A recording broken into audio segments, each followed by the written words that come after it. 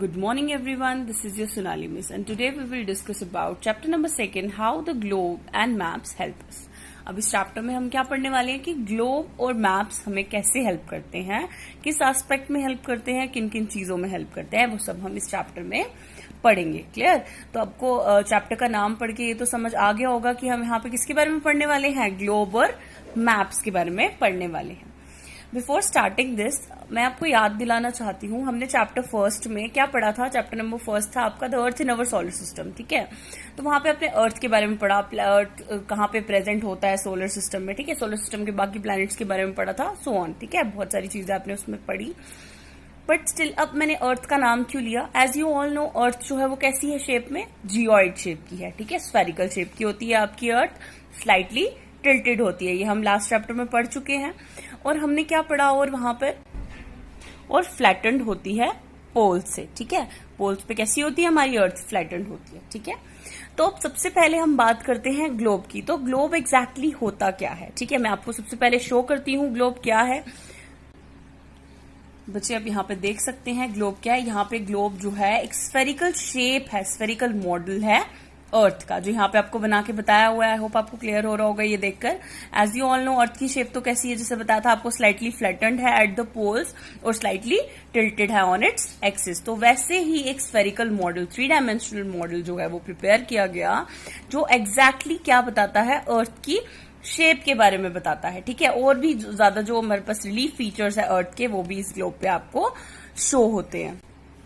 और बच्चे आप यहाँ पे देख सकते हो कि ग्लोब जो है वो कैसा है, स्फेरिकल है शेप में, जियोइड है शेप में लाइक अर्थ. ठीक है, फ्लैटेंड है एट द पोल्स और स्लाइटली टिल्टेड है जैसे हमारी अर्थ होती है. तो आप यहाँ से पता लगा सकते हो कि हमारे पास ग्लोब जो है अपीयरेंस में कैसा दिखता है. ग्लोब जो है वो एग्जैक्ट 3 डायमेंशनल मॉडल बनाया है जो अर्थ को डिस्क्राइब करता है. ठीक है, एग्जैक्टली अर्थ की शेप का बनाया जाता है ताकि आप इजीली अर्थ को अंडरस्टैंड कर सको कि अर्थ पे कौन सा रिलीफ फीचर कहां पर है. ठीक है, water bodies, oceans, latitudes, longitudes, poles and all, ये सब आपको इस ग्लोब पे दिखेगा जो हमारे पास अर्थ में प्रेजेंट होता है. ठीक है, तो ये एक मॉडल है जो आपकी अर्थ की शेप को एग्जैक्ट डिस्क्राइब करता है. अब यहाँ पे आप देख रहे हो ये मैंने एरोस डालकर ये क्या लिखा है, लैटिट्यूड्स और लॉन्गिट्यूड्स. इनके बारे में भी हम आगे डिस्कस करेंगे. जो ये आपको हॉरिजॉन्टल लाइंस दिख रही हैं, ठीक है, ये जो हॉरिजॉन्टल लाइंस दिख रही है इनको क्या बोलते हैं हम, लैटिट्यूड्स बोलते हैं. और ये जो लॉन्गिट्यूड, ये जो आपको वर्टिकल लाइंस दिख रही हैं, ठीक है, इनको हम क्या बोल रहे हैं, लॉन्गिट्यूड्स बोल रहे हैं. ठीक है, इनके बारे में हम अच्छे से डिस्कस करेंगे बाद में. चलें अभी ग्लोब पे आते हैं. ग्लोब जो है वो क्या है. ठीक है, ग्लोब हमें क्या क्या बताता है. ग्लोब जो है एक्चुअली आपको करेक्ट आइडिया दे रहा है शेप ऑफ द अर्थ का. ठीक है, जो पोल्स हैं अर्थ के, नॉर्थ पोल, साउथ पोल, इनके बारे में बता रहा है. ठीक है, लैटिट्यूड्स के बारे में बता रहा है और लॉन्गिट्यूड्स के बारे में बता रहा है. और आपको एक इंटरेस्टिंग फैक्ट भी बताऊंगी मैं कि लैटिट्यूड और लॉन्गिट्यूड की वजह से कैसे जो है टाइम जो है वो हम पता करते हैं, कैसे हम लोकेट करते हैं किसी भी कंट्री को, एरिया को. ठीक है, ग्लोब पे इन लैटिट्यूड और लॉन्गिट्यूड की हेल्प से. ठीक है, वो हम फर्दर आगे पढ़ेंगे. अब बच्चे हम बात कर रहे थे ग्लोब की. ठीक है, तो ग्लोब क्या होता है, globe is a spherical model of earth. क्या है ग्लोब, स्फेरिकल मॉडल है अर्थ का, जो किसके बारे में बता रहा है, अर्थ की एग्जैक्ट शेप के बारे में बता रहा है. ठीक है, वो एक एग्जैक्ट 3 डायमेंशनल मॉडल है अर्थ का. ठीक है, तो वर्ड ग्लोब जो है वो कहां से आया, it comes from the Latin word globus meaning sphere. तो ये कहां से आया है, एक लैटिन वर्ड से जो क्या है, ग्लोबस है, जिसका मतलब होता है स्फेयर. अब ग्लोब्स जो है उनकी भी एक लॉन्ग हिस्ट्री है, they have a long history. जो फर्स्ट नोन मेंशन था ग्लोब का इज फ्रॉम स्ट्रैबो. स्ट्रैबो क्या है, स्ट्रैबो जो है एक जियोग्राफर थे, उन्होंने डिस्क्राइब किया था ग्लोब ऑफ क्रेट्स को एट ग्लोब ऑफ क्रेट्स को फ्रॉम अबाउट 150 BC. तो आप यहां से अंदाजा लगा सकते हो कि कितनी पहले उन्होंने डिस्क्राइब किया था ग्लोब ऑफ क्रेट्स को, किन्होंने, स्ट्रैबो ने. He is a geographer. Okay, और जो ओल्डेस्ट सर्वाइविंग टेरेस्ट्रियल ग्लोब है is the Erdapfel, wrote by Martin Behaim in 1492. और जो सबसे पहले, सबसे पुराना जो सर्वाइविंग टेरेस्ट्रियल ग्लोब है वो क्या है, कौन सा है, एडाफिल, जो किसने लिखा था उसके बारे में, मार्टिन बेहिम ने 1492 में. अब यहाँ पे आप थोड़े से पजल होगे टेरेस्ट्रियल ग्लोब का नाम सुन के, तो मैं आपको आगे एक्सप्लेन करूंगी कि हमारे पास 2 टाइप्स के ग्लोब होते हैं, टेरेस्ट्रियल और सेलेस्टियल. ठीक है, वो भी हम आगे डिस्कस करेंगे. अभी के लिए आप ये समझो द ओल्डेस्ट सर्वाइविंग सेलेस्टियल, अब हमने टेरेस्ट्रियल ग्लोब के बारे में पता चल गया कि ओल्डेस्ट सर्वाइविंग टेरेस्ट्रियल ग्लोब कौन सा है, एडाफिल, ठीक है। और जो ओल्डेस्ट सर्वाइविंग सेलेस्टियल ग्लोब है वो हमारे पास कहां पे है, फार्निस एटलस में। फार्निस एटलस बचे हमारे पास एटलस है रोमन एम्पायर की, ठीक है। तो हमारे पास जो फार्निस एटलस है रोमन एम्पायर की एटलस है, ठीक है।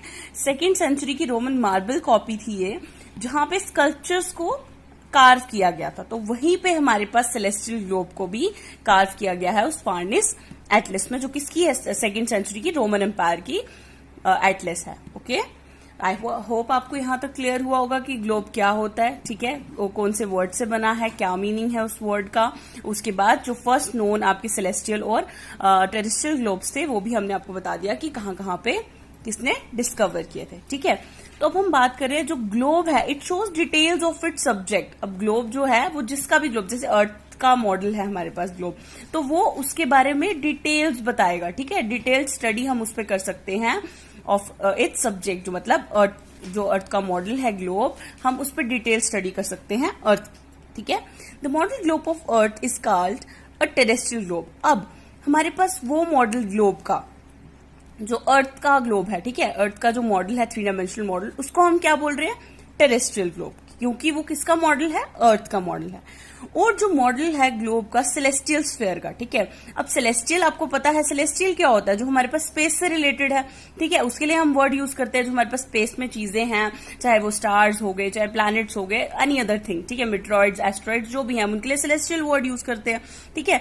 तो वो मॉडल ग्लोब का जिसमें सेलेस्टियल स्फीयर के बारे में बताया गया है, उसको हम क्या बोलते हैं, सेलेस्टियल ग्लोब बोलते हैं। तो आई होप आपको यहाँ पे डिफरेंस क्लियर हुआ होगा कि हमारे पास एक ग्लोब जो डिटेल बताए अपने उस सब्जेक्ट की, ठीक है। तो यहाँ पे अब जब हम ग्लोब ऑफ अर्थ की बात कर रहे हैं तो वो हमारे पास टेरेस्ट्रियल ग्लोब है, हमें अर्थ की डिटेल्स बता रहा है। लेकिन जब हम सेलेस्टियल स्फीयर के ग्लोब की बात कर रहे हैं, वहां पे हमें सेलेस्टियल बॉडीज के बारे में पता लग रहा है, ठीक है, कि वो कहाँ पे प्रेजेंट है, तो उसको हम क्या बोलते हैं, सेलेस्टियल ग्लोब बोलते हैं। आई होप आपको यहां तक क्लियर हुआ होगा।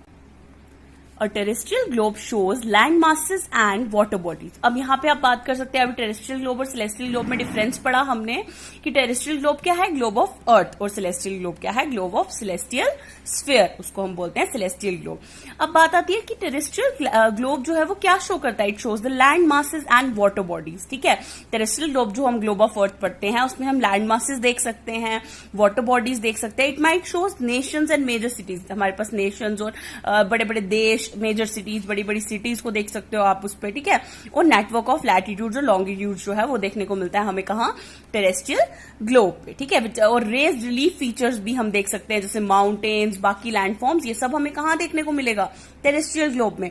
But when we are talking, okay students, अब हम बात कर रहे थे सेलेस्टियल ग्लोब की। तो सेलेस्टियल ग्लोब क्या होता है, सेलेस्टियल ग्लोब जो है वो क्या शो करता है, notable stars and may also show positions of other prominent astronomical objects। Okay, अब हमारे पास सेलेस्टियल ग्लोब में क्या है, आप स्टार्स देख सकते हो, जो पोजीशन है पर्टिकुलर प्रोमिनेंट एस्ट्रोनॉमिकल ऑब्जेक्ट्स की वो देख सकते हो। तो आपको इजीली जो सेलेस्टियल बॉडीज है वो हमारे पास विजिबल होंगी, किसमें, सेलेस्टियल ग्लोब में, ठीक है। तो वो ग्लोब जो हमें सेलेस्टियल स्फीयर के बारे में डिस्क्राइब करेगा उसको हम क्या बोलते हैं, सेलेस्टियल ग्लोब बोलते हैं। आई होप आपको यहाँ तक क्लियर हुआ होगा कि कितना ग्लोब क्या होता है, उसमें डिफरेंस क्या है, ठीक है, और कौन कौन से ग्लोब में हमें क्या क्या देखने को मिलता है।